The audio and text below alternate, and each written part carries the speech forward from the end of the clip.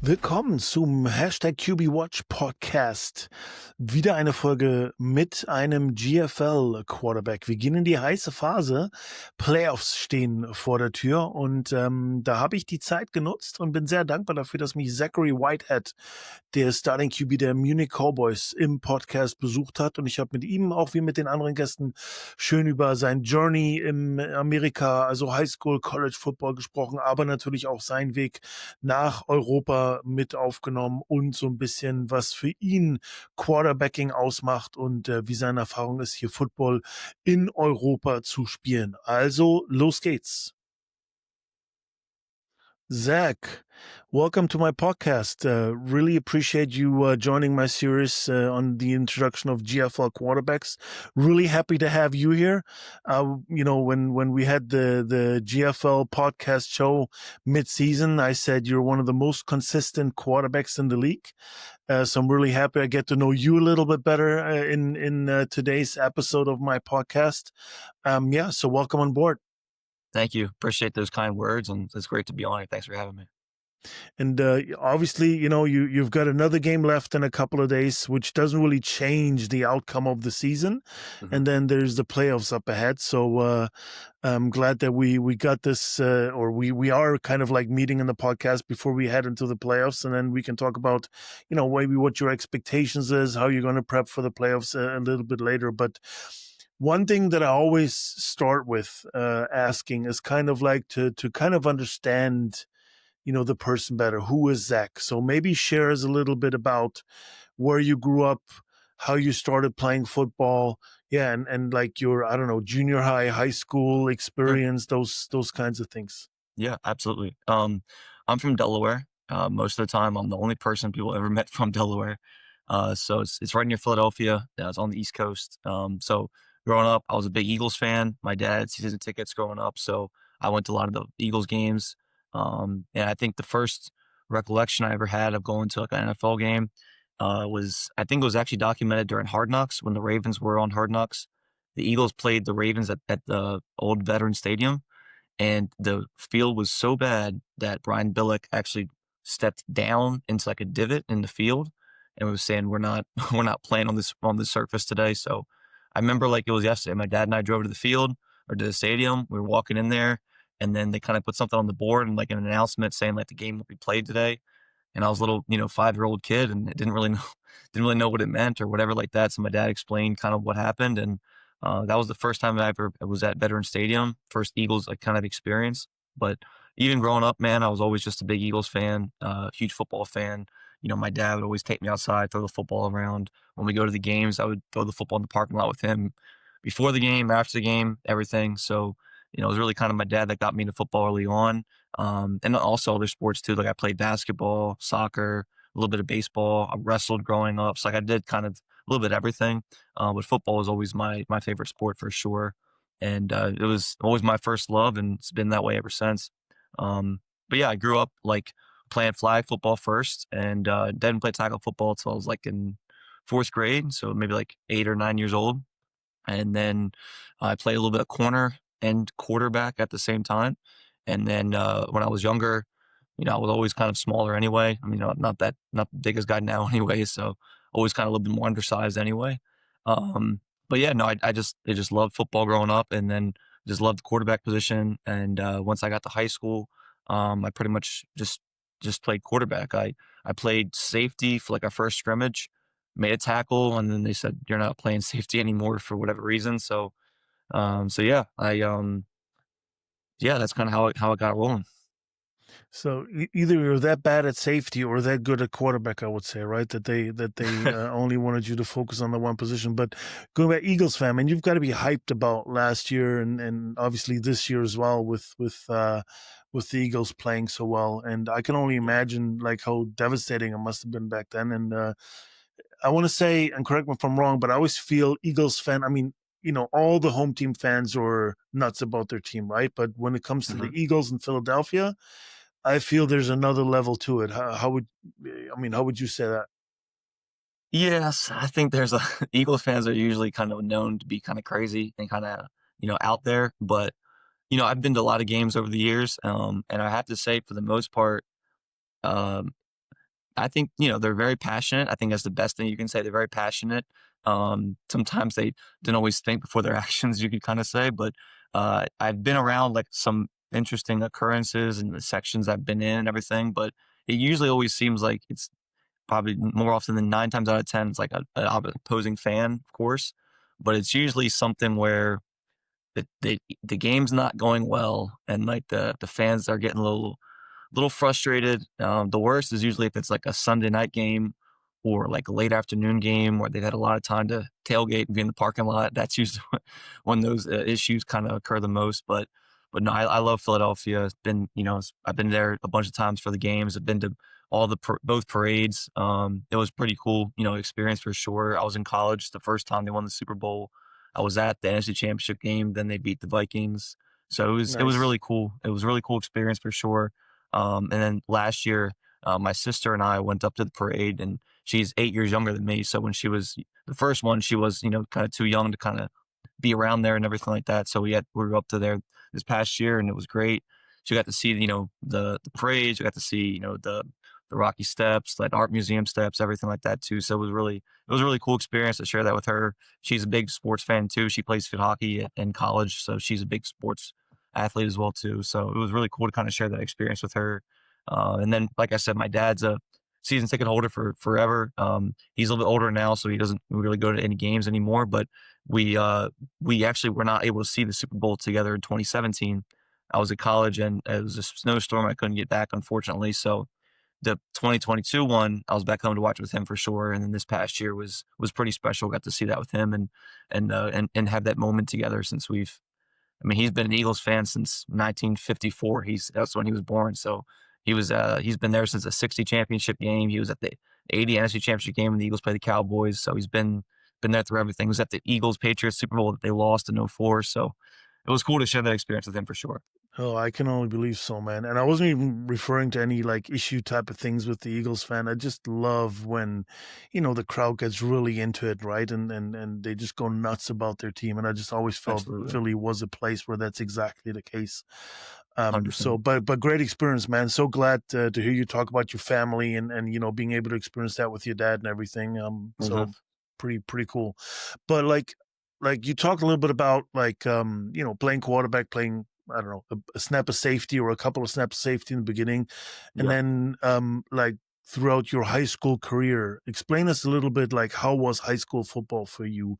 sure. Did you start all like from freshman on all the way to varsity, or when did you get some playing time? Mhm. What was your maybe most memorable moments playing high school football?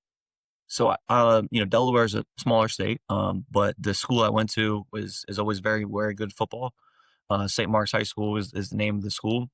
Growing up, I always really liked the campus of the school. It's kind of winds back on the road and sits kind of on a hill, and it has a lot of history with the school there. So it was always kind of like a pretty cool for me growing up. I went to a lot of the football camps there, so it was like something I wanted to do. I wanted to play at St. Mark's High School, and so I did. Went there, and my freshman year I was on the freshman football team, and I grew late, so I was about 5'4", as a freshman in high school. I was pretty short kid. Didn't really hit puberty too much at the time yet, but just really wanted to play, and I had a good work ethic and had a great coaching staff there, great strength and conditioning coach. They really kind of pushed us, and we had a great senior team that led senior team, I should say. They won the state championship. They were 12-0 my freshman year, and I was able to be around them and kind of see how they kind of prepared and I kind of got ready for games and everything. And as a 14-year-old, it was, kind of a huge change for me. And quarterback that had started he was a junior, and I trained with him, moving on forward once I got in my freshman year. And he actually went to Shepherd University and was the Harlan Hill finalist. He took Shepherd to the Division II championship. He was just someone that I kind of looked up to early on in my career as like, that's kind of like how I'd like to be. And if I could, play at a level close to that, I would be, pretty happy with it. And he was, all-state quarterback, and so I kind of looked up to him when I was like a freshman there. And then my sophomore year, I was the backup to him and played in a few games when we kind of got up on some teams. And then he went off to college, and my junior year, I took over the starting job, and we went 9-3, I believe it was my junior year. We lost in the semifinals to our rival. That was a was a great season for us. It was a tough loss for sure in the semifinals, like 20-14, I believe it was. But I learned a lot. We had a big senior class that year too. We had a smaller junior class, and then I was a captain going into my senior year, and we had, like I said, a smaller senior class. We had about 9 seniors, which was pretty small for like our high school. We were all pretty close, and to be honest, I have a picture right here from my buddy's wedding that I was just at, last year. They got married, and a bunch of us, were there. So stay in contact with those guys, some of my best friends for sure. But I think the biggest thing that I kind of learned from in my high school football days is just a work ethic. And like that, it's hard to, put in words like how much that we were together, and we worked together throughout the summer all the time. And our coaching staff and our strength and conditioning coach were huge on that. And I think that was a big reason why we had a lot of success. We just were extremely uh, dedicated in the weight room, on the track. We did a lot of running on the track, conditioning in the summertime. We were there Monday, Wednesday, Friday.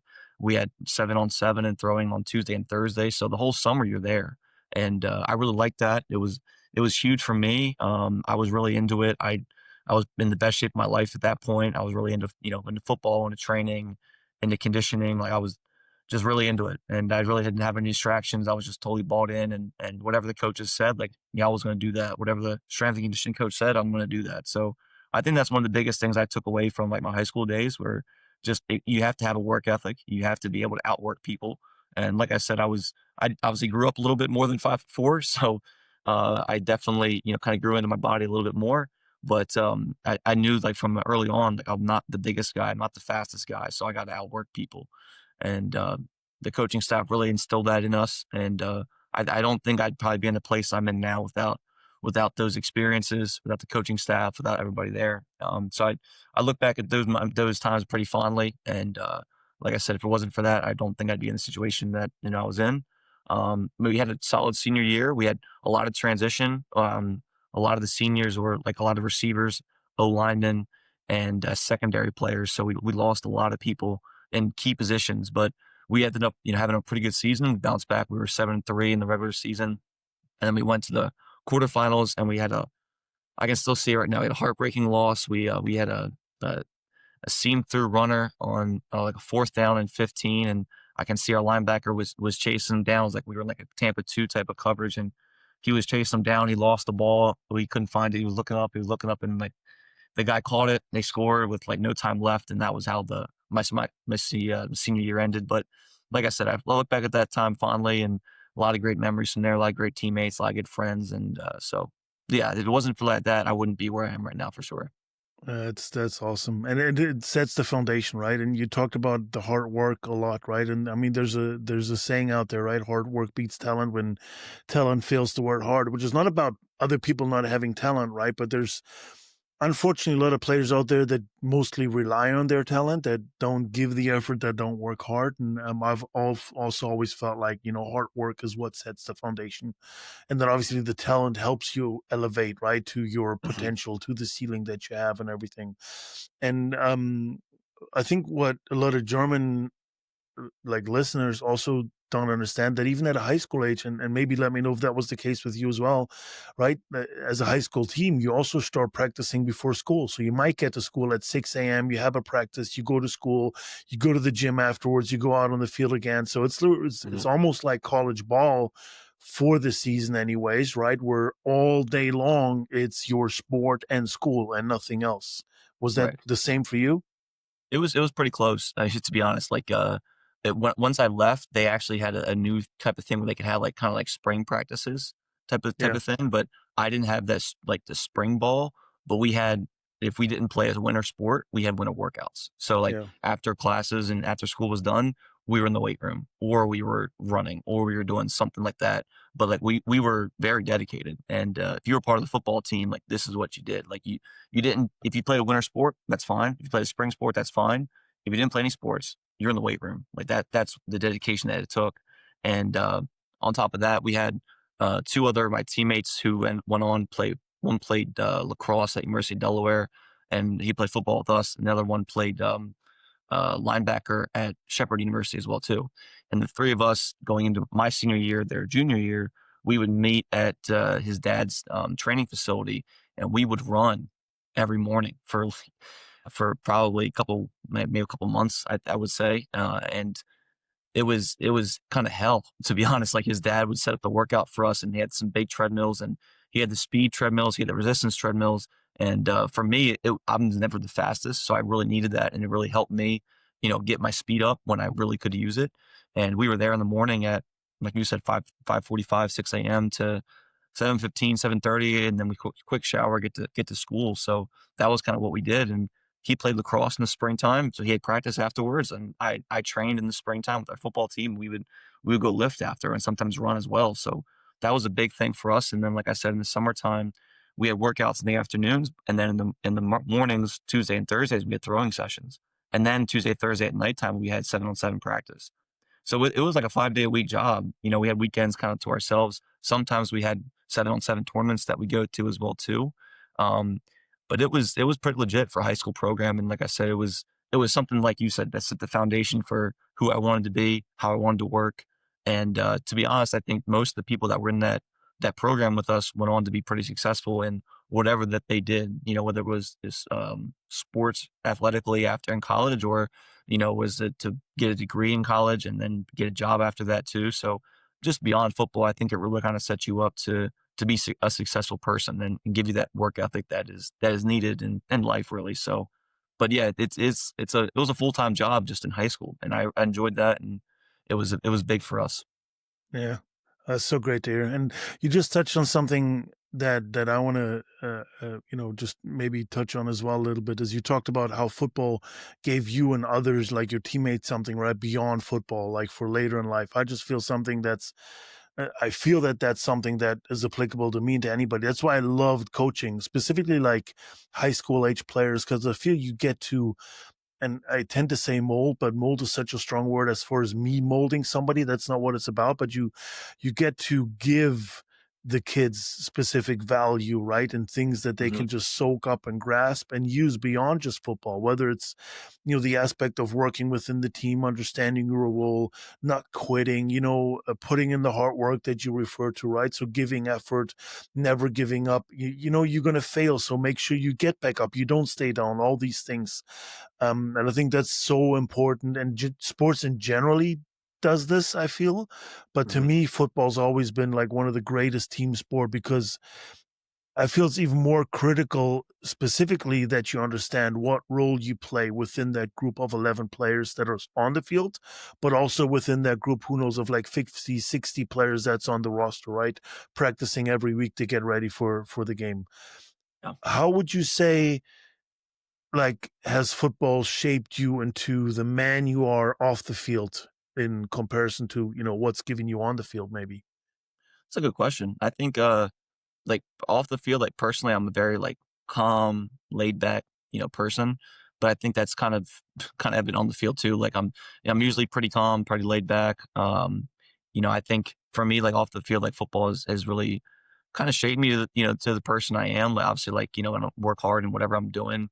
If it's not football, if it's life, it's relationship, it's family. Like I want to be there for them. I want to be there for, my partner. I want to be there for my family. And I think it's the same thing like in football. You want to be there for your teammates, good times and bad times. And being able to have, relationships that sustain, not just, right now at the season, but, long term as well. So I think that's a big thing for me. Like I've always been a big team person. I still, there's, like I said, like my high school teammates, I still talk to them. We're still in a group chat. Like we've been out of high school for 11 years now. So we, still stay in contact. But I just think, like, it sets you up, like you kind of said too. And it really makes you, want to just be a good person, I think, as well too, which I don't know, for me, it's been something like football has really kind of driven that home for me, and just made me want to be there for everybody, and just be like a team person, because like in relationship or life or job, whatever you kind of do, you never really kind of do anything by your own. Like you really kind of usually have like some people that you're working with, and you got to be able to relate and talk with, and emphasize, and be able to just be able to be a human being in that sense too, that can do all those things. And I think that's kind of what things I brought up from football. Yeah, I hear you. And it's so great when you get to keep these friendships, right? It's same for me. Like, I mean, it's a bit longer for me, but that's a different story. It's not talk about age.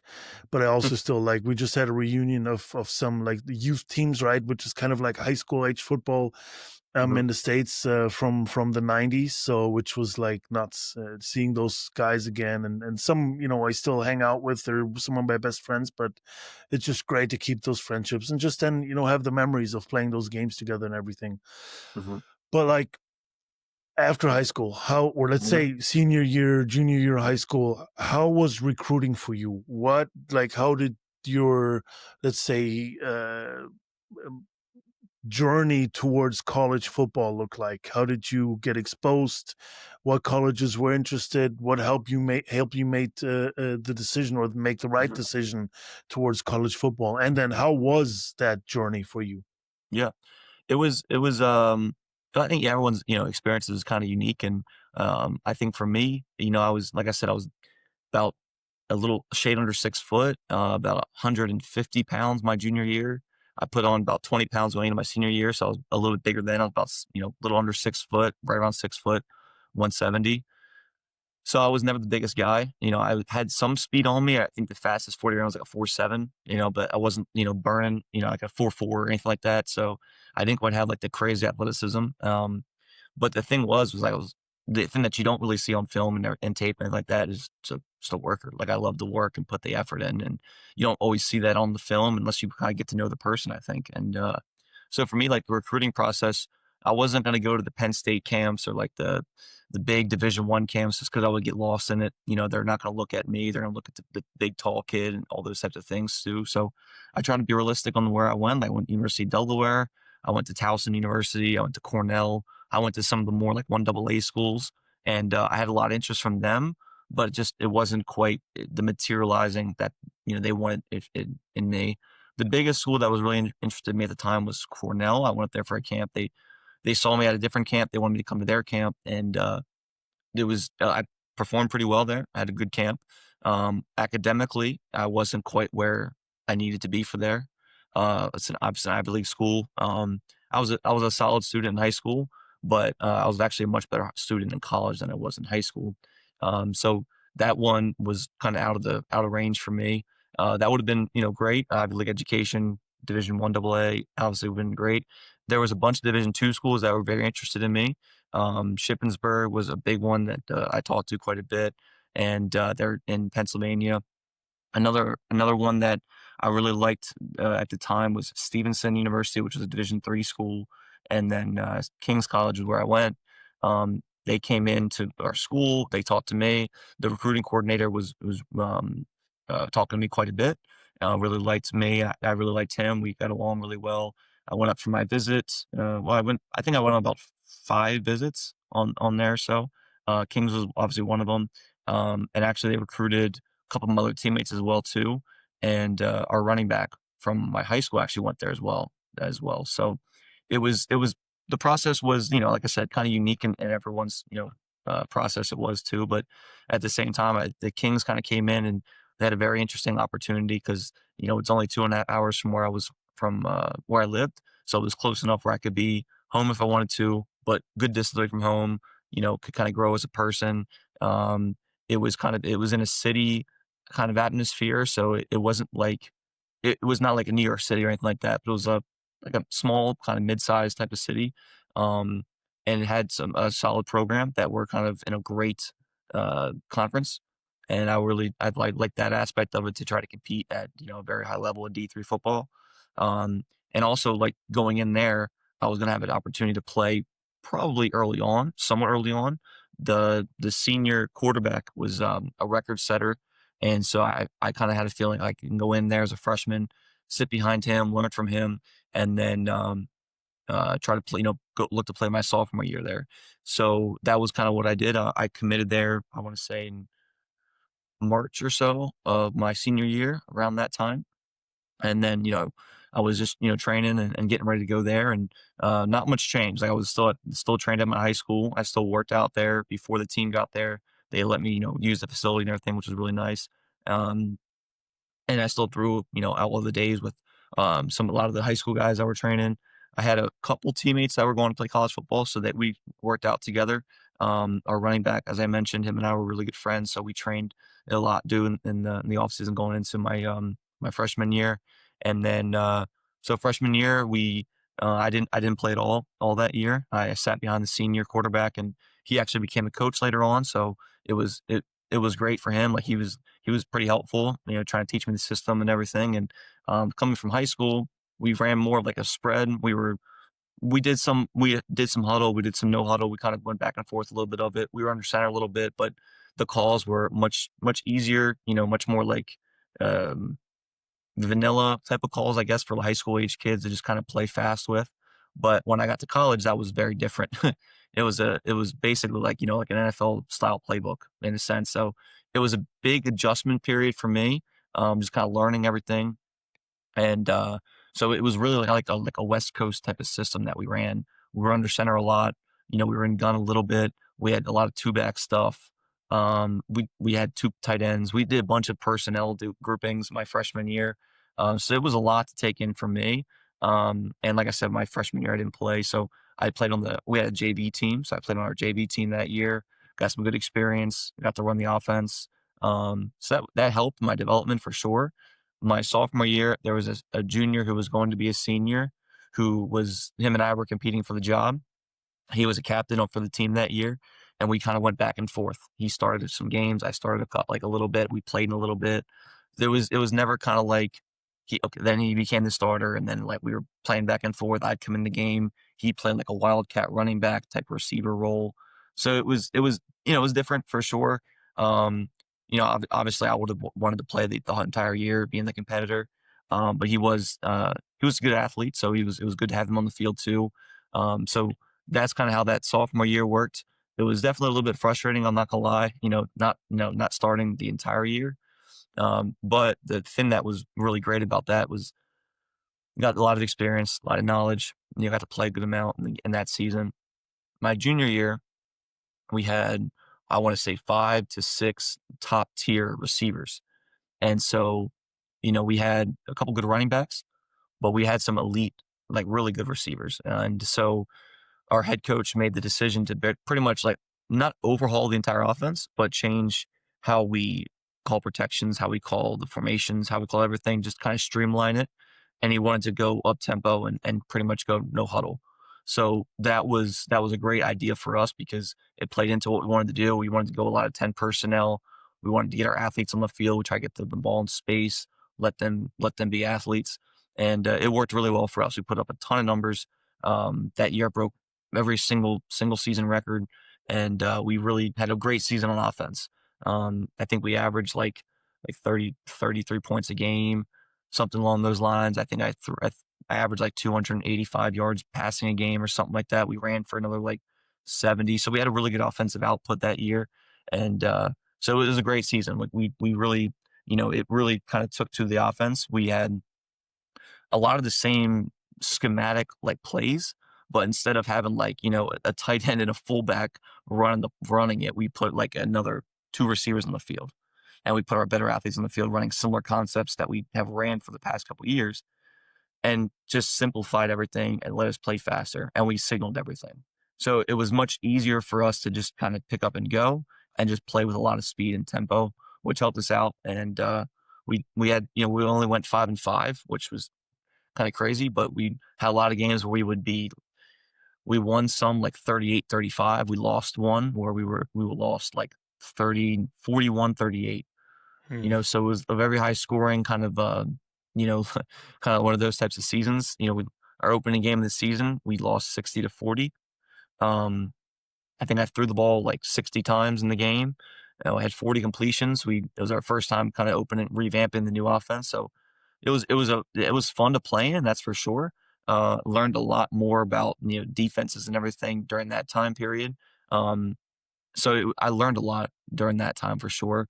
And then my senior year, we had pretty much the whole offensive skill positions returning, so we were able to just kind of pick back up where we left off, and we kind of had a very similar output. Pretty much like 285 around there, like yards per game passing, and we had another like 100 plus yards rushing. We had even more rushing that year. Our running back was he ended up being like All-American over it. Like the next couple of years he was there. I think he was a freshman or sophomore that year, but we had some really good players there, really good offensive skill players, and they really just went to work. And we just kind of bought into what the coaches were telling us, and then ran the system really well. And I think our receiver here is also from the same college, so him and I were college teammates my senior year. And I think where the college is now, the program is now, they had like a record year last year. They set all the records for like the most wins in a season, everything like that. Had a couple wins in the playoffs, in the college football playoff for Division III. And I think myself and Gabe, kind of our receiver here, his last year was 2021. So I think the culture that we had kind of changed once, I got in there and he got in there, I think was big time for the program, and kind of moving that in the right direction. And, now they, like I said, they were conference champions. They went to the playoffs, had a couple really good wins in the playoffs. The quarterback who played there the past couple years, he broke most of my records, not all of them, but broke most of them. He was playing for the Vienna Vikings this year in the Austrian league. So it was good seeing, more guys get out here. And, but no, it was cool because it just felt like changing of the guard kind of when I was there. And the culture that we had there, we had a lot of good guys who wanted to kind of change how, just the mentality of the program. We wanted to be a lot more close as a team. We wanted to work harder as a team. We wanted to just, do what we could do to win. And when I first got there, it was a little bit different. Guys weren't as close. Seniors didn't talk to freshmen. So it was just kind of different. It was kind of more like how you would picture like a typical like football team. And I think when we got there, like we kind of changed that a little bit. And seniors hung out with freshmen. We kind of all hung out. Everybody wanted to be kind of close knit. Wanted guys to feel comfortable hanging out with us, talking with us. If they had something going on, they could come to us and just tell them what was happening. And I think that was really important. Like I said, we just kind of changed the culture of the organization and the team. And I Yeah, think it's kind of in a good way, I feel worked as out well, better. right? I know, sorry, but I just felt like in a good way Yeah, you changed the culture, right? Like making for sure sure. that, it's not just like seniors and juniors, whatever, and then sophomores, freshmen are a bit, off grid or something, which I think is critical because you never know who needs to step up next in a game, in a season, or Exactly. whatsoever. Hmm. But it seems like a great experience, right? That progression, like you said, from your freshman year all the way to your senior year, and um, simplifying the offense at one point, but also obviously you being able to grasp more, right, and playing Hmm. faster because you understand defenses better and everything. You just touched on the quarterback that came in after you at college, playing ball in Europe Hmm. now as well in Austria. How did that, like, did you play a role in that? Did you tell him about football in Europe, and how did you get exposed to coming to Europe and playing ball over here? I don't know how many years you've been over here, but I know Hmm. Munich is not your first team. You've been in Finland before. Hmm. So how did you get exposed to ball in Europe, and yeah, how did that become interesting? And then how did you actually end up over here? Yeah, it's it's kind of a whirlwind of a story, but the easiest part to just kind of say was our season ended in late November, I guess it was my senior year of college of 2017. And so I wanted to continue playing. I wanted to continue playing for sure. Again, being realistic, NFL was not banging on my door. Canadian League was not banging on my door. There was some arena interest I could have pursued, but I didn't really want to go that route. Um, I was invited to an All-Star game that myself and I think our linebacker were also invited to. Unfortunately, I decided to decline the invitation. I had like a senior seminar project that I had to give our presentation for, and all that stuff too. That kind of goes on towards the end of the like your semesters and everything. So. Um, I didn't know how that would have played out if I wasn't there for it. It was like a group project and everything. So I decided like, I want to do this. It was for my major and everything like that too. So I did not go to the senior bowl that I was invited to. But I wanted to continue playing, and I had heard about, football in Europe. I didn't really know too much about it. So I made a Euro players account, started messaging some teams. I got messages from other teams messaging me. Had a lot of interest. The thing that I didn't know at the time was that when the season was, or anything like that. So a lot of the organizations wanted me to come out, in March or April but I didn't graduate college until May 20th, actually. So I told them that, I'd been here 4 years, you know, it's important to me to graduate, to walk, to be there, get my diploma and everything like that too. So unfortunately, I won't be able to, do that. But, they understood, most teams understood that. And, a lot of them said like, that's no problem, but let's, stay in contact. And, if we have an injury or something, we'll contact you and let you know. So I actually had talked with like 3 teams that, said that, if we have an injury, we'll reach out to you. And, unfortunately for the quarterback, there was an injury. Fortunate enough for me, it actually worked out perfectly for the timeline for me. And, like I said, I wanted to play and I wanted to continue playing. I knew I had football left in me, and, I loved playing football as growing up, and it was a huge part of my life. So I really didn't want to stop playing at the time. So Regensburg, Phoenix was the team that I actually had talked with. And I think right around beginning of May, they had reached out to me and said like they had an injury to their quarterback. And, would I be able to be out here like May 22nd, 25th, around that time? And I said I would be, because I graduated on May 20th. So we got everything taken care of contract wise and everything like that. And, so I actually graduated May 20th, got my diploma. I walked, hung out with my family that night.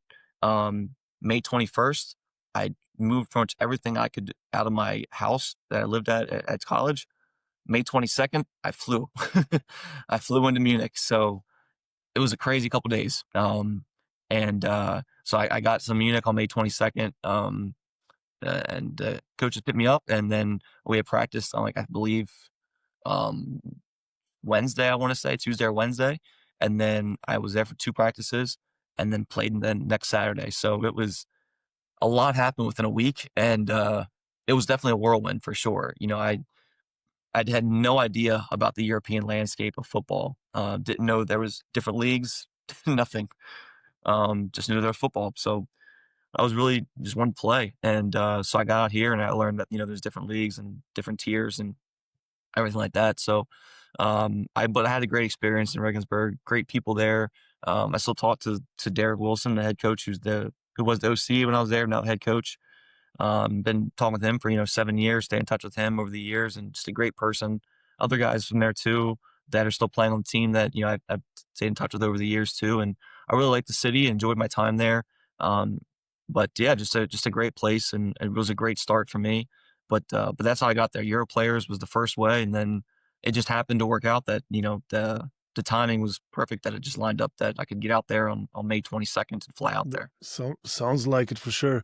And like I sometimes ask my guests on like how difficult of a decision was it to go, but it seems like for you it was just okay. This timeline fits. Let's do it.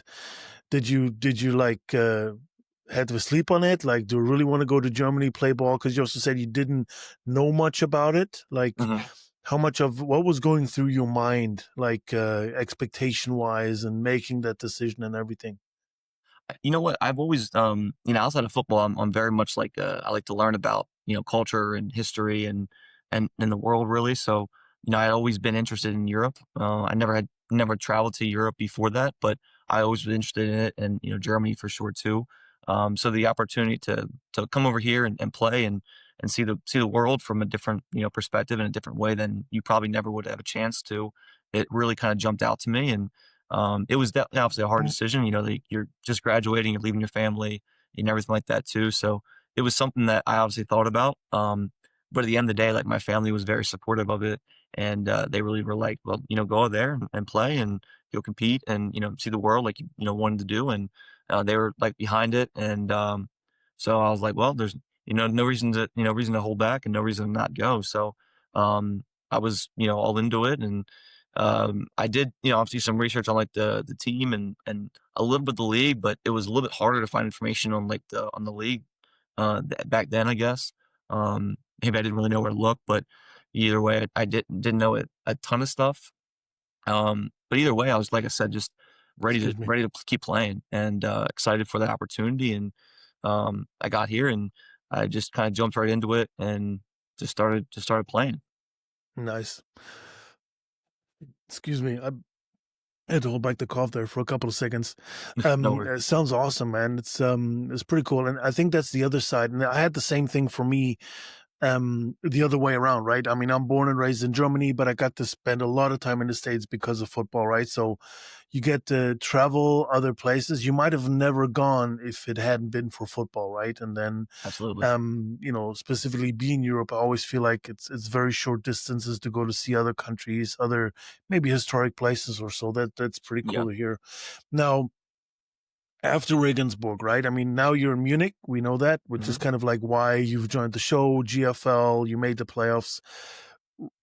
Tell us a little bit about your journey playing ball in Europe all the way up to this season now with the Munich Cowboys. Sure. Yeah. So after the 2018 season, I was trying to think about, what was next, and I like playing football. Obviously over here, I really enjoyed it, and I was learning more about the leagues and tiers, and where to play, where not to play, where to try to go play, all those types of things. And so I had talked to some teams in Austria and Switzerland, and those are the teams that were reaching out to me pretty heavily, and I was really debating, going to play there. It just was ironic though, when I got back, I had a job opportunity that I jumped on, because it was a great starting salary, great benefits, everything like that.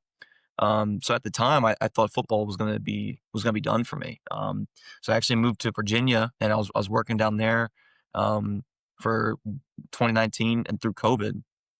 So it actually worked out in the sense, like, I had a job during COVID and everything, and no one really played too much, except like Finland, but no one really played too much, and so I really only missed like the 2019 season, and then 2020. So then going into 2021, I you know I wanted to play, and so I was talking to some teams in Europe, and when I was looking at Finland, I was like, man, there's this guy play there, this guy play there, all the kind of names that I had been following for the past couple of years, just playing over in Germany and continuing following the sport. I'd been interested in seeing what their journeys were as well too. So I saw so many players that I had seen go from the GFL to go play in Finland, and I was like, man, if those guys are playing up there, it's probably pretty solid league with good competition and everything like that too. So um, I ended up signing with the Seinäjoki Crocodiles up in Finland in the Maple League in 2021, and that year it was a shortened season for them. So usually in Finland you start like around May or so, but it didn't start until late June that year. So I actually flew out a little bit later, like around May 20th, around that time. Actually, the same time I flew out to Regensburg, May 20th of 2018. I flew out May 20th of 2021, which is ironic how that works out. But so I got out there and really liked the team and the group of guys that were out there. Before I had signed, I had saw that the running back they had up there was just an beast. I was like watching some of their games, and I was like, this guy, it'd be great to play with him.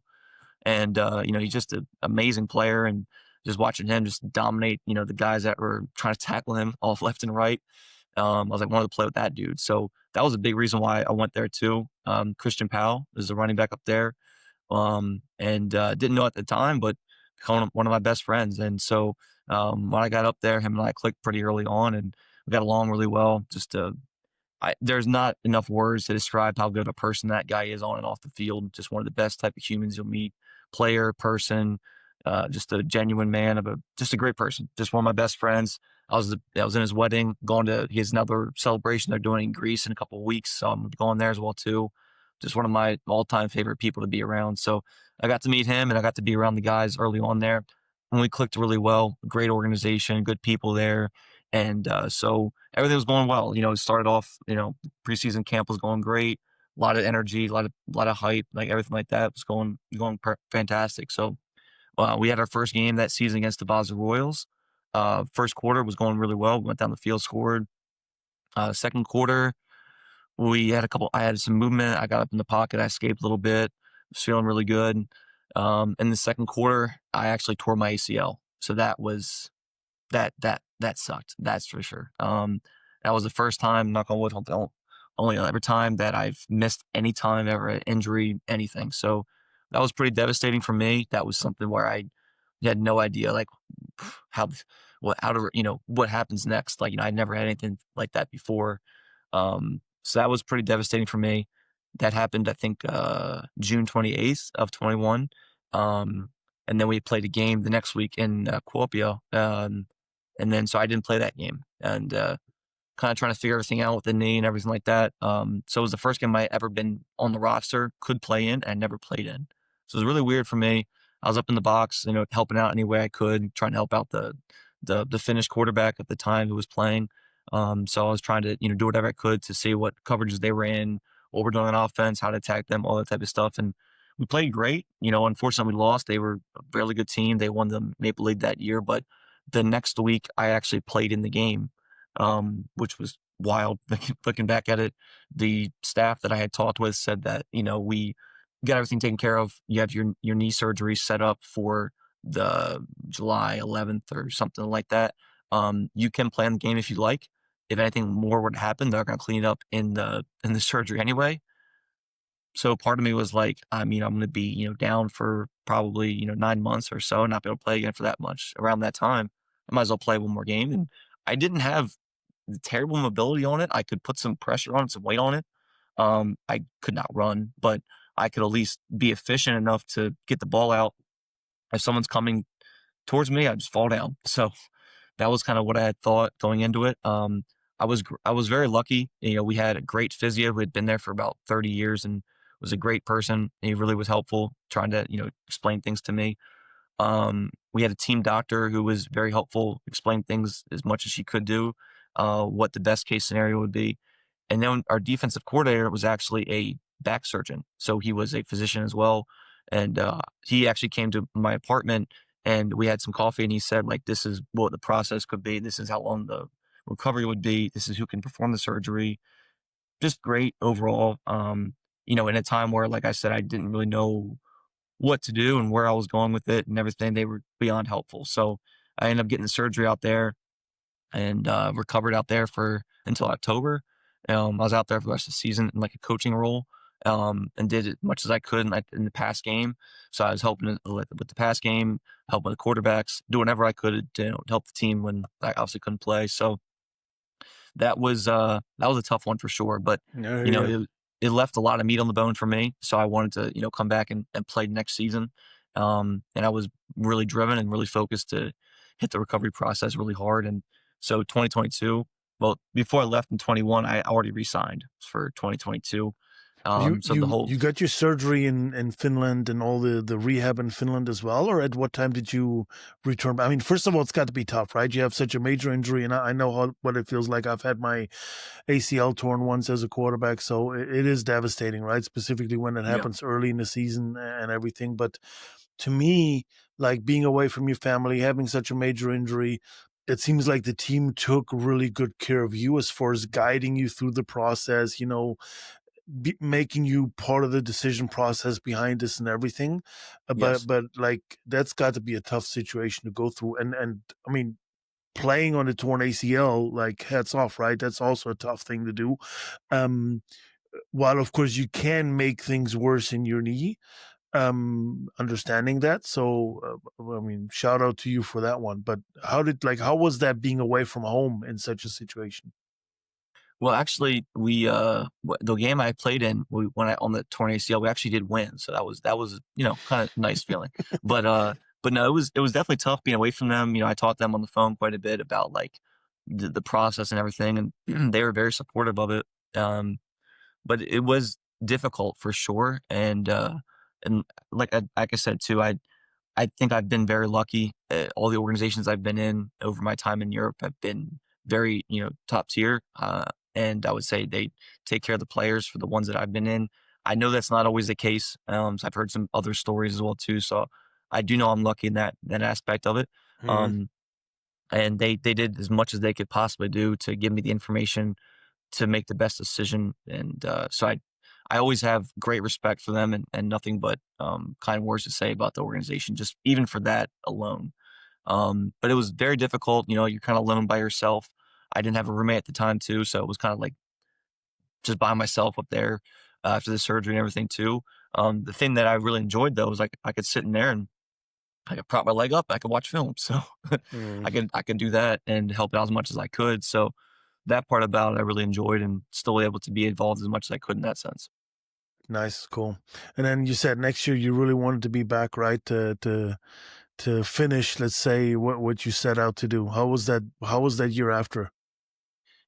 I think, like you said, you had an ACL too. So coming back off of that, I think at first you're kind of hesitant. You're trying to like testing it out a little bit. You're kind of like seeing how it feels and everything. So I think the first game or two was a little, I wouldn't say like touch and go, but it was more so just kind of getting your confidence back. And it felt, it was strong. And the one thing that I I found out later on, didn't know at the time, but the insurance that we had was pretty top tier. It was a private insurance.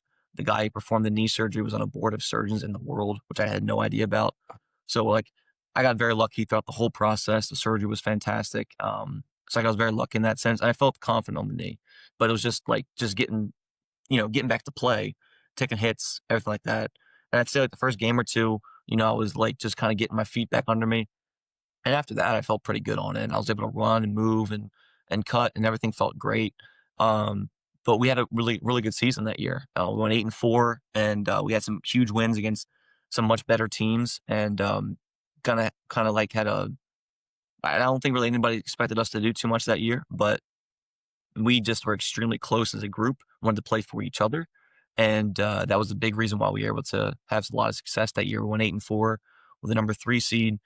We played Helsinki Wolverines team that had, I think, I'm not even exaggerating, I think about 9 Americans on the team that counted not as Americans. And then they had some EU imports as well too. So they had some really just, really good players on that team. And, we went down there and beat them. And that was a big win for us at their home field. And we were so, you know, locked in. We were so focused. We so were ready to play that game, ready locked in on that goal of winning and go play in the championship. And we had a heck of a game. Like I said, we beat them, and then we played the 12-0 Kuopio Steelers, and we hadn't beaten them in a while. We were focused, ready to play. Coaching staff did a great job putting us in positions to win. Our defense played hell of a game. The running back had the most yards in the league, the most touchdowns in the league. He did everything for them. He was a really big time player, and we play right with him. We were down 14-6 going in the fourth quarter. We had a game tying drive. Our running back, he went, scored a touchdown, made it 14-12, went for 2. I threw a 2-point conversion, made it 14-14, and we all the momentum. We were feeling great about ourselves. We were playing, playing really high level right there, offense and defense, but defense for sure. Offense, we were doing enough to be right there with them.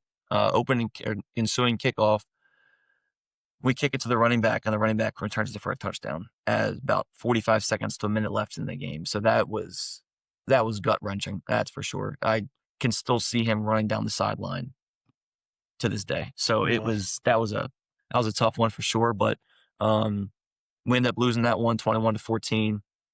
And the thing about that one though was we had such a close group of guys that no one pointed fingers or anything like that. We all kind of owned the loss as a team, and we all were really hungry to come back. And I think we had, I want to say, 20 of the 22 starters, 21 of the 22 starters come back, I want to say. So we were really locked in, and we all wanted to return. So that was the big thing for us for going into 2023. But I think the biggest thing was just we were so close as a group, and that was probably the closest team I've ever been on. Rivals my high school group of guys. Like it was that close. And Nice. it's difficult when you have, a group of men that, some are in college and some are in, married and some have kids and everything like that. But the ability for us to all be connected like that was something that's really rare. And I think we all kind of felt that, and we wanted to come back and play for each other. So Cool, man. that That's was so that was awesome it. to hear. I Yeah. just have to say, I'm amazed by how you recall these plays and situations from each game throughout your career, man. Either I'm getting too old and I'm forgetting too much stuff, but like that's crazy, and some nice stories there. Thank you. Um, then I mean, and you ended up going there for another year and playing there, right? Like all together as a Correct. group. And how did you make, or what made you do that jump then away from Finland? What was the reason behind that? We well, we had a great season in 23. We were 11-1 in the regular season, number 1 seed everything like that, won the first playoff game. And then we had our championship game in our home city in a big soccer stadium, right next to our home field. So it was all set up for us to win, in the sense of like, everything the stars aligned. You just had to go out and play the game type of thing. And, we didn't play great as a team. And it was, 2022 loss was really tough for sure, but the 23 one is one that's you kind of sticks in you, and you think about that one a lot too. And so that was really tough for us. And I think everyone that came back was like, we're winning this year. Like, this is the year we're doing it, everything like that. So it was an extremely hard loss for sure. And I think, personally for me, I could have, ran it back with most of the guys. A lot of the guys returned. We had the core group of the Finnish guys went back. Our running back returned. A lot of those guys, did return, but most of the imports did not. And I think a lot of us were just, so obviously upset by the loss. But I think for me too, I wanted to have a new challenge. And as close, as we could possibly come to winning. It didn't do it in 2 years, which was really hurtful. But at the same time too, I wanted a new challenge, and I was looking for something different. I think it was change of scenery would have been good for me too. And so I talked, about a bunch of teams, and the Paderborn Dolphins were the team that I played with last year. They were really interested in me, and if I was playing at a very high level in Finland, which I consider one of the top leagues, outside of Germany for sure, but I knew that if I wasn't going to play in Finland at one of the higher leagues, I probably would want to go to Germany. That would probably be the one I wanted to go play at, compete at, and play at a high level, and play in the GFL North last year, against some really top tier teams and great competition. So that was what I ultimately did. And Jason Ermscher, the head coach and GM and president, basically everything, he was a great person to talk to, and he really was upfront and honest about what they could do for me, what they could offer me, and just had a great conversation with him throughout the recruiting process. And then I decided to go there, and that's how I got to in the GFL and played in Paderborn last year. Nice. And then obviously this year, Munich, right? So down south to the city where you set foot on European soil first, if I remember correctly, right? On that Exactly, flight going towards Regensburg. So that's obviously nice, and huge experience in Europe, right? Which also sets you apart a little bit from the other quarterbacks. Some of them have some, but often, QBs are also like new first year in Europe, so to say, or things like this. Like, if you would compare college ball to ball in Europe, what things sets those two things apart? Like, what's similar? I mean, one thing I heard you continuously speak about is the camaraderie, right? The teams, how closely knit you were, specifically in Finland with that one group, but also in high school. But like, what's maybe some differences that you realize, is whether they're positive or negative or whichever? How would you compare, the both, let's say, leagues or environments? I think one of the biggest things is that in college, you're a student athlete, so that's kind of like your job in a sense is to go to school and you play football, and you do everything that you're required to do in that sense. You go to class, you go to film, you go to your meetings, you go to practice, you get everything like that.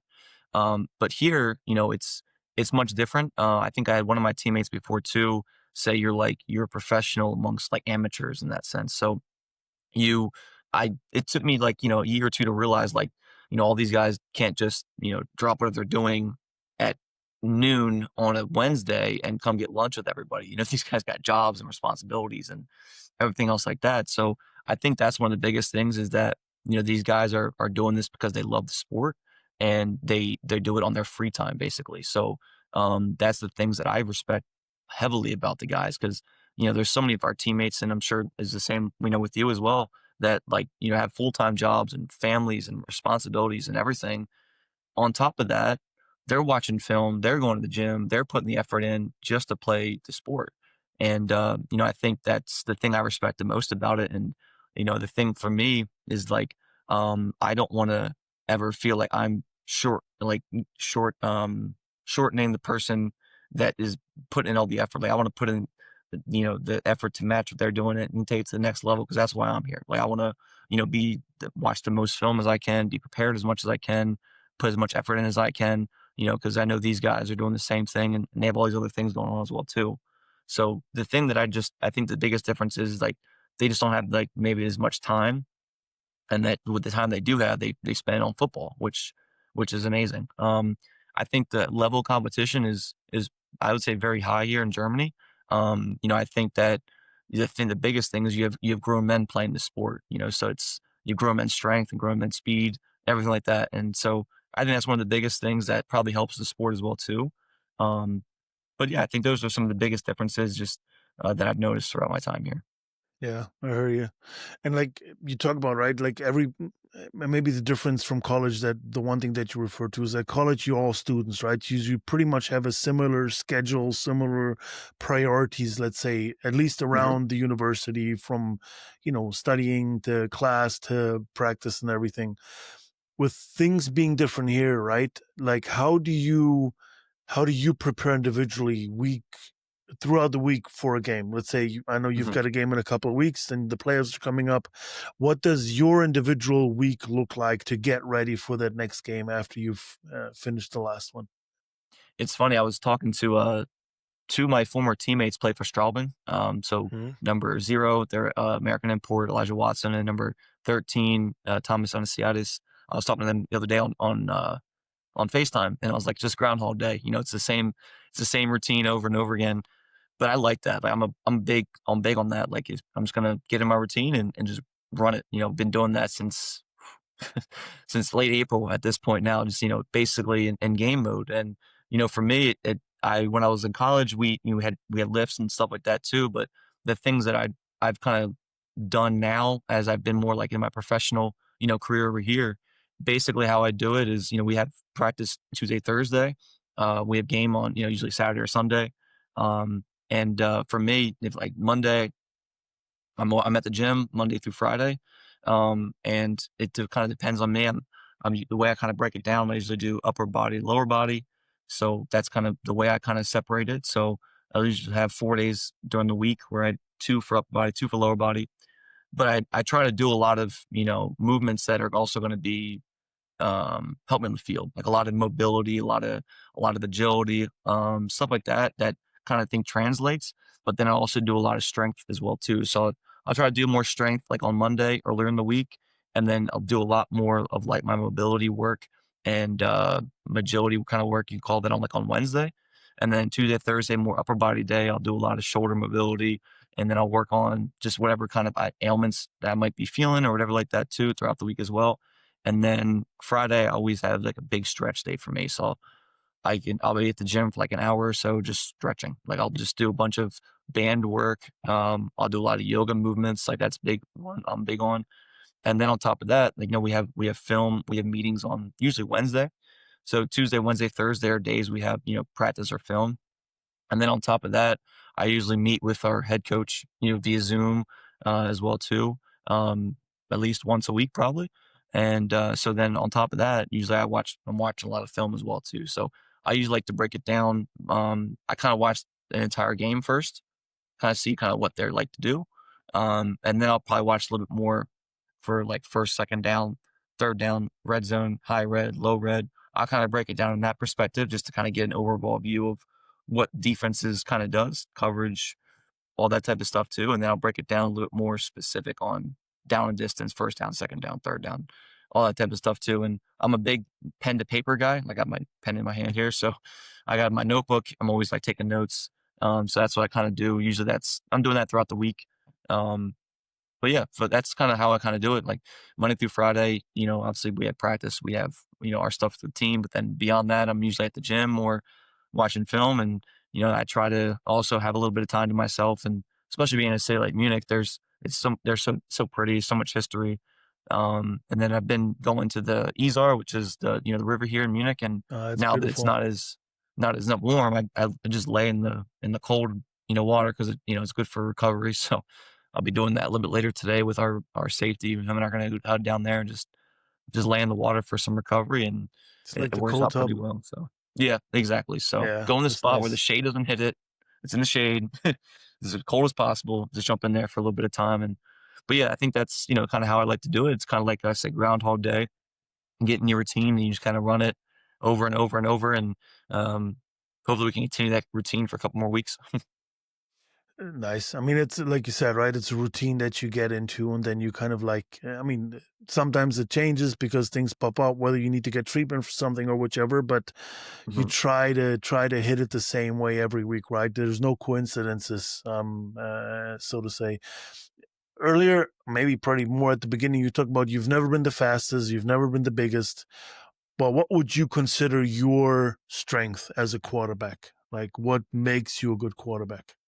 I think I see the game pretty well. You know, as I've gotten older in my career and seen a lot and been in different systems and everything, I think I see the game, pretty well. I think I can understand where to attack, coverages, leverage, all that type of stuff too. I think I can process pretty well. I think I get the ball out to the people in the right time, accurately, and where they can make plays, after the catch as well too. I wouldn't say like I think I consider myself more like a point guard. Like I think I just that's how as I've gotten older, I kind of like to play the game and distribute the ball. And just don't try to do too much. So we have plenty of guys who make a lot of plays, and so get to the person, get to the right person at the right time. Don't try to do too much, and just move along. That's kind of how I like to play the game, and I think that's what I do pretty well. I think one of the things that I think I've done pretty well over my career is just be a very like calming presence and a uniting presence, and get the guys to play together, which I think is kind of underrated. And I think that's something that I've tried to just really pride myself on. And then on top of that, I think just being um, extremely well versed in what we're doing on offense. Like Hmm. knowing what we're doing against different coverages, knowing what we're doing on protections, knowing what we're doing on the plays, down distances, all that type of stuff, and being almost like another coach out there in a sense, um, to get us in the right plays, to get us where we need to go offensively. But I think that's kind of the biggest thing for me. So. Yeah, nice. And you've just now talked about a little bit like being a coach on the field. Earlier, talked about when you were injured, you were able to help the team and everything. Mhm. Not necessarily asking when that happens, but what comes after your playing career? Are you looking to go into coaching? Like what's on your mind when you feel like it's time to hang up the cleats? Is it something you think about, or maybe not yet? No, it's definitely, I think that's it's always interesting to think about for sure. It's definitely something I have thought about. Just like what I want to do next and everything. And, coaching has always been at the top of the list for sure for me. A lot of people have always asked me like, like I've had my former offensive coordinator, he's asking me like, when you want to start coaching, like what's your thoughts on like coaching, all that type of stuff too. And that thing that as I got older too, I really love is just like the game plan aspect of it, which is a big part of, coaching as well too. So that's something I've thought about, heavily. And my degree is in communications and business management was my major and minor. So I have a field, bunch of places I can kind of get into, and it's kind of broad in that sense, where I kind of go bunch of different ways with it. So I've always wanted to be in sports, and so coaching is right at the top of the list of that. I did a lot of broadcasting in college as well too. So I did like basketball because I couldn't do football, but I did a lot of basketball broadcasts. Enjoyed that as well too. So I think something within sports is definitely what I would like to get into after I'm done playing. But I think those are probably the ones that are top of the list for me. I mean, it's so great if you have the opportunity to stay in your passion, right, with your profession later on and everything. That's something that I appreciated much, even though my day-to-day job is not in sports, but like, doing the commentating for the GFL Live conference and commentating some of the NFL games over here in German, it's just Hmm. fun, right? You get to do something that you love, and that's just a cool thing. For Um, sure. so yeah, it'd be interesting to see. Maybe you end up coaching GFL someday or so, but Never know. I'll keep my fingers crossed that whatever path you are looking to go, that there's an opportunity out there for you to take. But I want to finally touch a little bit on Munich this year, right? So Hmm. um, in the South this year, it seems like anybody can beat anybody. So it's been a crazy season. You've made the playoffs, right? So congrats on Hmm. that one. There's Thank one you. more game left. I said that before, in a couple of days, which is not really impacting anything as far as like who plays whom in the place or something. But reflect a little bit from your perspective. How was this year? What went good? What didn't go so well? How would you reflect maybe also on your personal performance? How well did you feel you played this season so far? I think, I think we've had a pretty good year, overall. There's definitely obviously games we want back. The first two games of the season, losing by 1 point, that that was not how we wanted to start, obviously. But I think what it did show is that we were really competitive, obviously from early on, and we were very kind of bought in on what we wanted to do, and we there wasn't really any quit in us. We had some games where we were down, we had to score a touchdown late a couple times this year, and we've done that. So I think the thing that we've shown this year is that um, we're able to kind of bounce back and kind of pick ourselves up when we need to, and make some plays when we need to, which, we're going to have to do moving forward here in the next couple of weeks. But um, I think at least on the offensive side, we've been able to move the ball pretty well. I think we started off very well during the season. I think we had a little bit of a lull, probably in mid-season. Our American receiver was down for a few games, which didn't help, but we were able to win those games when he wasn't playing, which was huge for us and for the standings and for how we have looked to finish. And I've been proud of the way our guys have played throughout the year. Like everybody, they have injuries and they have ups and downs and everything too. But I'm really happy the way our guys have fought through that. Happy with the way we've played on offense. We can still get better with that too. We need to get better with that. But as far as what we've done to this point, I've been pleased. Not not completely happy, obviously, because we've got some room to improve on. But happy for where we have come from, and um, it's been a solid year so far. I think, like, I just looked at it. You've had 7 games, I think, with the score being or the win being decided by 7 points or less, so by one Hmm. score or less, and which is nuts, right? I mean, it's tough if you lose the close ones, but playing in a lot of those close games, I always felt is something that prepares you for the playoffs, right? To Yeah, never flinch, to never give up, hang in there in the game and stuff. And obviously, it hurts specifically if you win. I mean, you lost the first 2 ones by exactly the same kind of the same way, right? By 1 point. So that obviously is not the way you want to start, as you said it, but it's you made the playoffs now, so it's a new season, right? So who knows? And absolutely, I always feel the close games help you to kind of prep for that. But for sure. how, like as before, how would you rate your performance? How satisfied are you with your play this year so far? What could you have done better, or what went well from your perspective for your own, for your own role within the team? I think the biggest thing that I was disappointed about for myself so far is just the turnovers. Uh, I think I've thrown too many interceptions a couple times, not being smart with the football as I should have been. So that was, I think, the biggest thing for me, that I was frustrated with myself.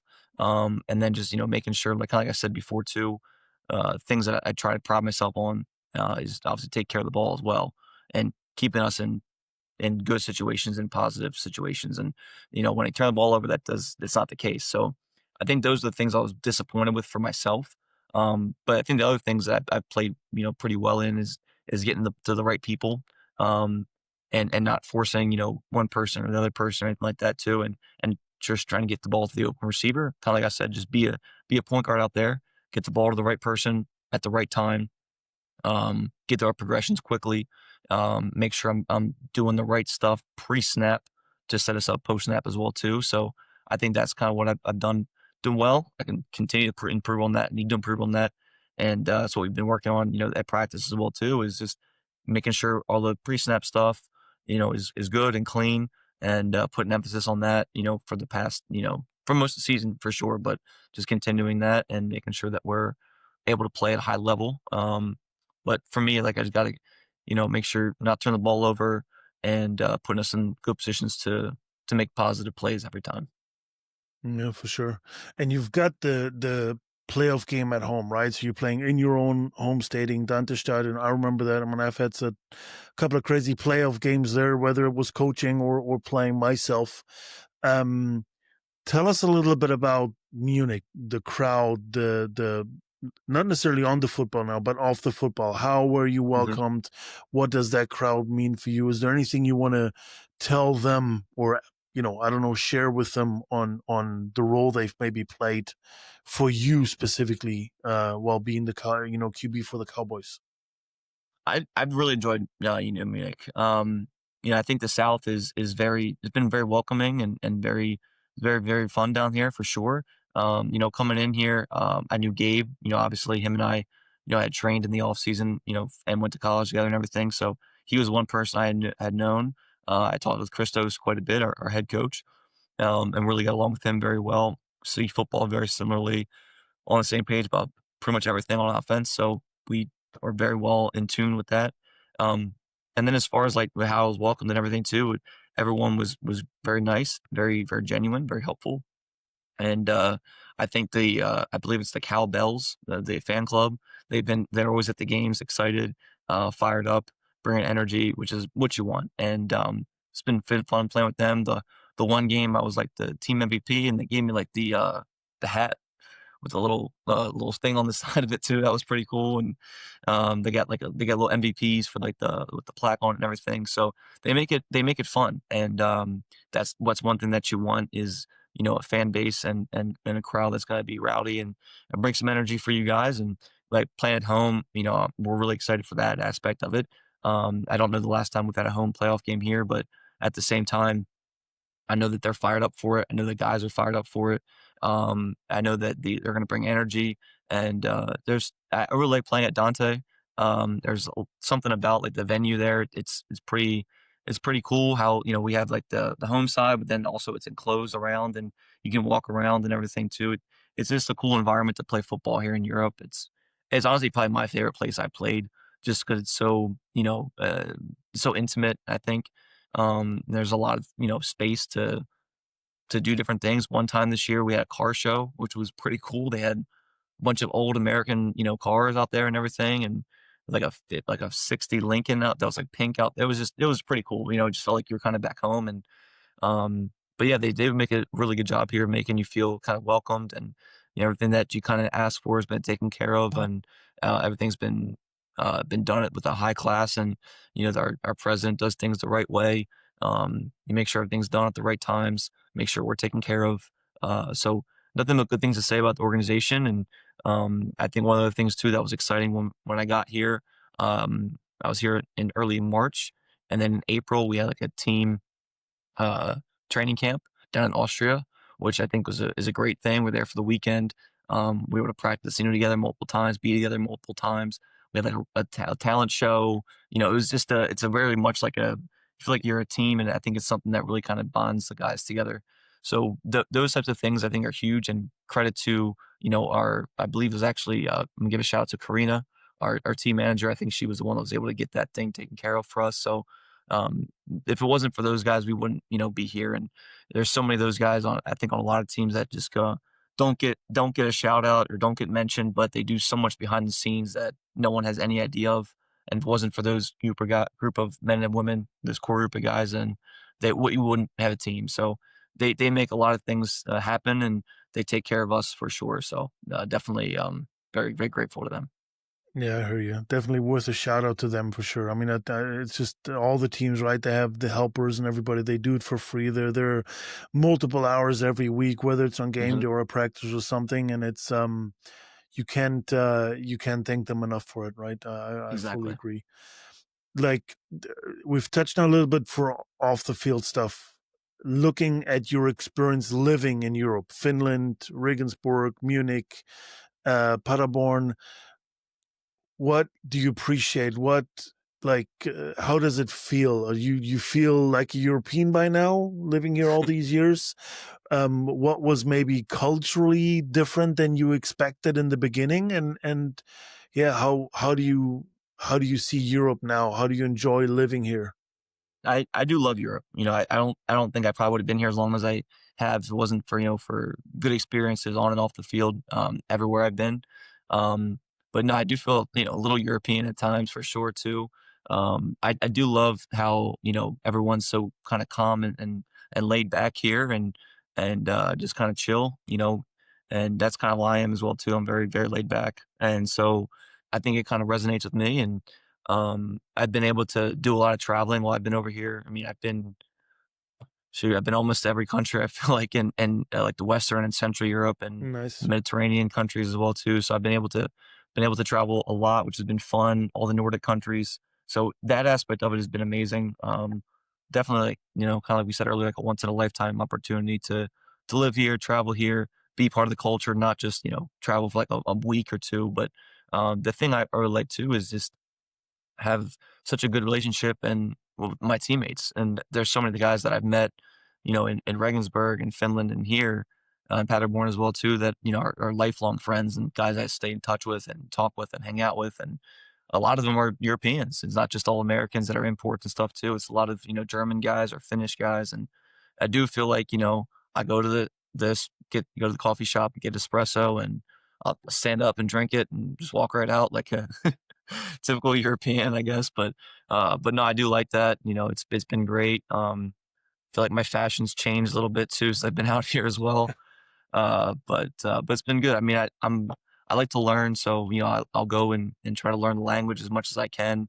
Try to speak with the guys as much as I can. So that aspect of it's been great. I mean, they always want to speak English, obviously, but I always like to speak German with them. My Bavarian's gotten better, so it's been a great experience for overall. And it wouldn't be the same if the guys weren't as great too. So I've been around a lot of good people out here. I love how you differentiate between German and Bavarian already. And you tell me now we could have done all of this in German, this whole interview. But anyway, no, I'm just kidding. But Yeah. that's so great to hear. And I love that story, right? I've had the experience of being able to go to the States, go to high school there as an exchange student, and I consider that place my home as well, right? The Mhm. host family had there. I have friends there that I stay in touch with and everything. So it's definitely a unique experience in order, to be able to experience a different culture, live there, whether it's for 1 year or multiple years. So I really love to hear, your story and what role that played for you. Now, looking ahead, what's your 2, 3, 4, 5 year plan? Are you thinking about hanging up your cleats soon?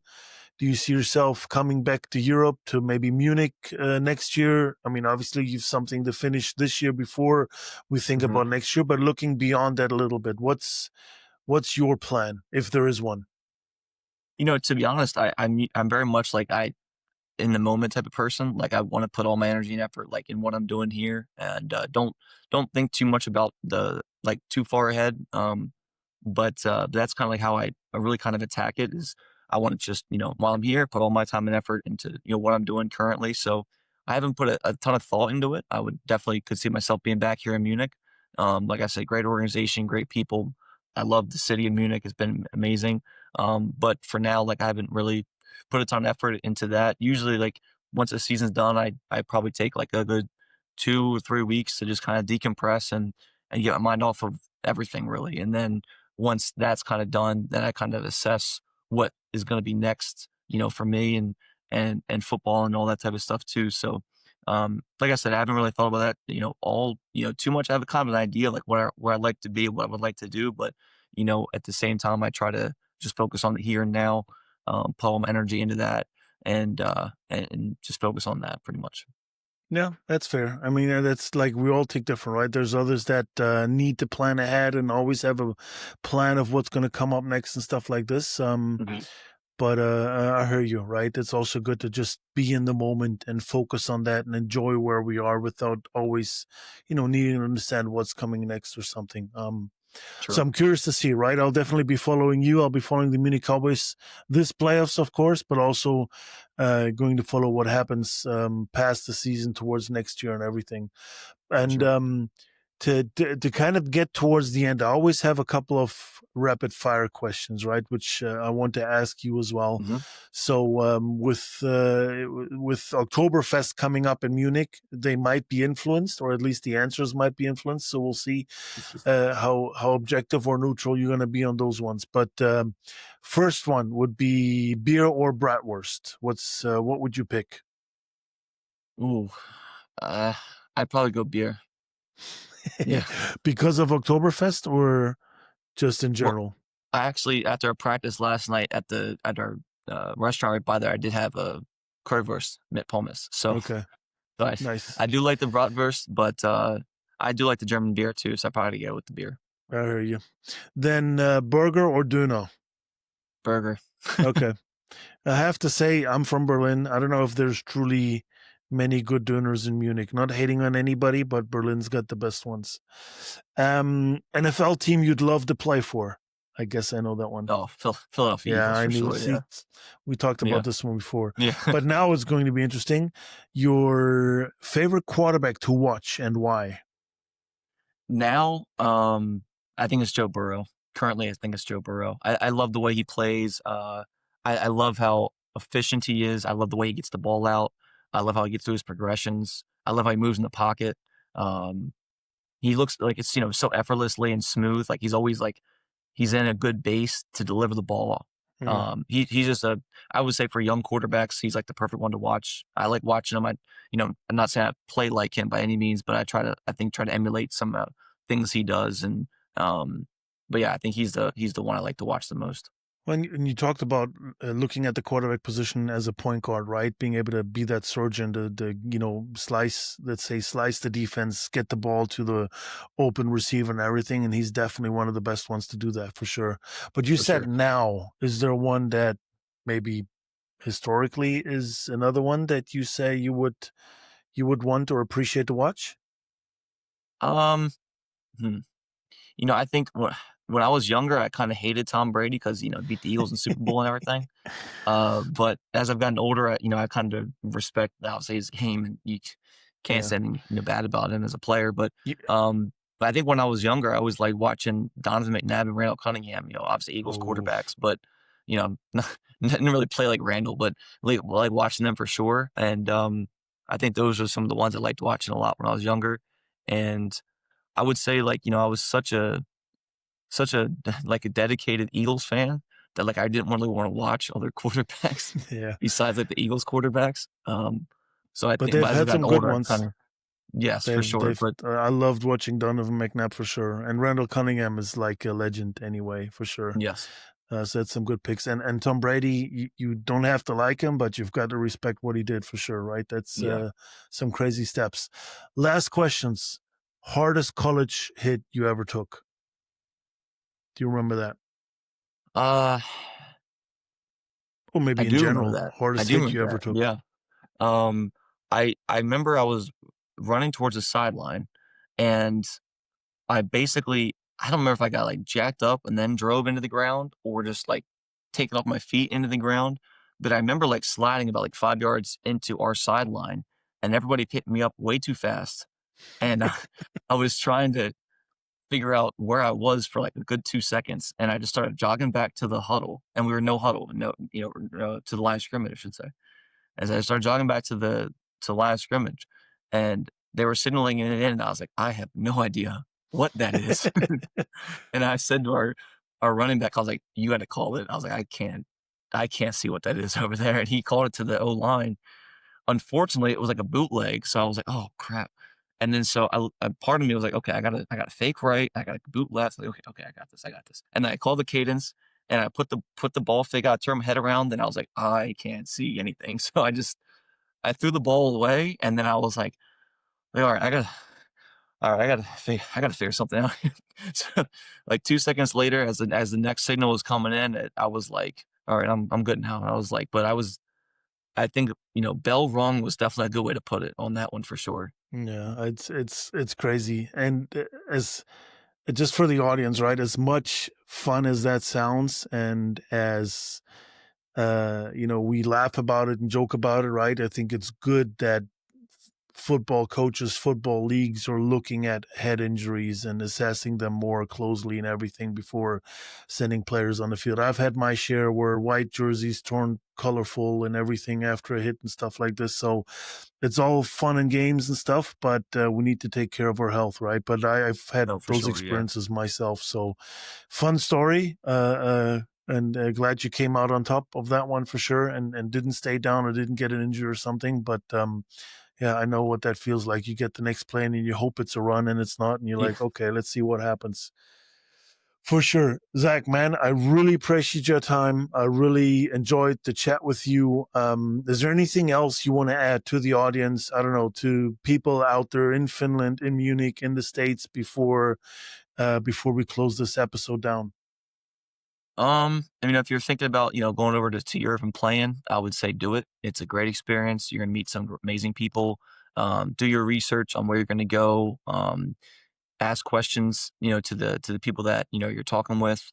But enjoy it. Have fun with it. You never know how long you're gonna be out here. You never know how long the journey's gonna be, but just have fun with it. Go travel. Go meet your teammates. Go hang out with your teammates. Go do stuff together. Go learn a new culture. Go learn a new language. Just do it. Just go out and experience it. And I was very happy that I had people at the time back in 2018 who were telling me to go experience it and go do it, and were very positive about it. And like I said, I've been lucky to be in great organizations and around great people. So if you're thinking about it, go do it. Go ask questions and go learn and have a great time. Go play some football. Appreciate that, man. Thanks. I think that's so important, right? To encourage people to do that, whether it's Americans coming over here and playing or Europeans going to the States, whether it's high school or something. It's such a great opportunity to play the sport that you love, but also experience other cultures and stuff. And Zach, you've had your share of input and probably you've put lasting memories onto your teammates over here, which they appreciate just as much as you appreciate your stay. But I appreciate you again joining my podcast. This episode, had a blast chatting with you. All the best of luck for this weekend. All the best of luck for the playoffs. And hopefully we'll chat again maybe next year to see what happened and yeah, if you're still the quarterback next season for the Munich Cowboys. Really enjoyed it. Thank you. Sounds great. Thanks so much for having me. It's been, like you said too, it's been a lot of fun. Been fun talking with you. And yeah, thanks for having me. Appreciate it. All right. Das war die Episode mit Zachary Whitehead. Ja, hat sehr lange gedauert, sehr viele Details, schön zu wissen, und ich ziehe den Hut davor, wie detailreich er sich wirklich an Spiele und Spielzüge noch erinnert. Aber wie vorhin schon angesprochen, die heiße Phase in der GFL.